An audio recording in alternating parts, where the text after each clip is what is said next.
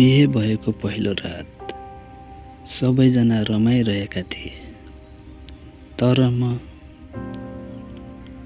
भने कोठाको झ्यालबाट हेर्दै थिएँ आकाशतिर। त्यस रात चन्द्रमा खुसी लाग्थ्यो, तर म एक्लो थिएँ। मान्छेहरूको भिडमा म हराइरहेको थिएँ। दुल्हा भएर पनि म रोइरहेको थिएँ, किनभने जसको लागि म जिउँथेँ ऊ त्यो रात मेरो जीवनबाट सदाका लागि हराइरहे। मेरो नाम अर्जुन। म काठमाडौँमा इन्जिनियरको जागिर गर्थेँ। हाम्रो घर सुदूरपश्चिमको एक गाउँमा पर्छ। बिहे म सधैँ सोच्थेँ, जब प्रेमबाट बिहे हुन्छ त्यति बेला जीवन स्वर्ग जस्तो लाग्छ।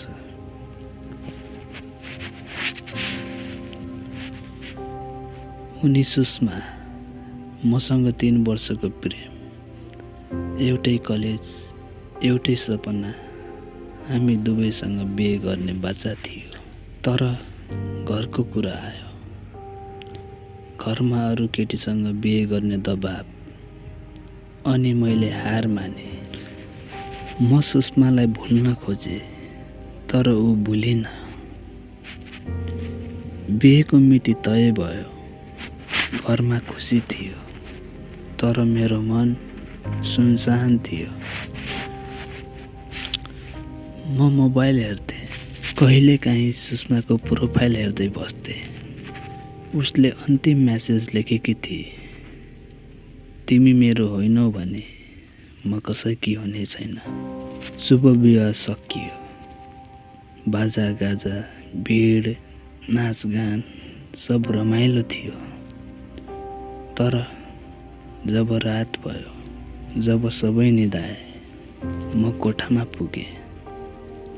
कोठा सजाइएको थियो, मोमबत्तीको उज्यालो, फुलको सुवास, तर खाली खाट। म त्यहाँ एक्लो थिएँ। त्यति बेला ढोका बाहिर कोही आयो। मैले सोचेँ श्रीमती हो।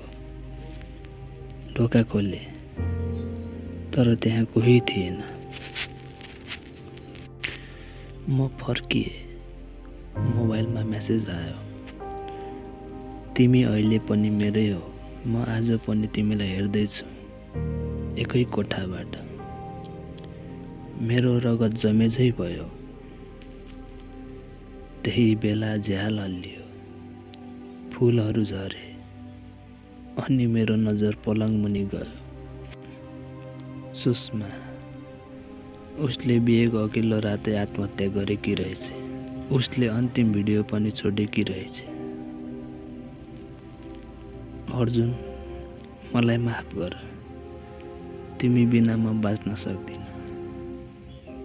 म तिमीलाई सधैँ माया गर्थेँ, तर तिमीले अरूसँग बिहे गरेपछि म भित्रैदेखि मरे। अब म सधैँ तिमी साथमा हुनेछु, तर देखिने छैन।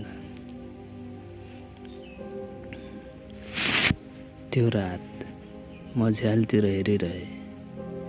शरीरमा सिरिङ्ग सिरिङ्ग भएको थियो, मन भाँचिएको थियो। बिहेको रात, दुल्हा भएर पनि म एक्लो थिएँ। जीवनले कहिलेकाहीँ मोड लिन्छ। जुन रात प्रेम पाउनु पर्ने हो, त्यो रात पीडा मात्रै बाँकी रहन्छ। कसैलाई गुमाउनु पर्छ भने समयमै बोल्नुहोस्, समयले पर्खदैन।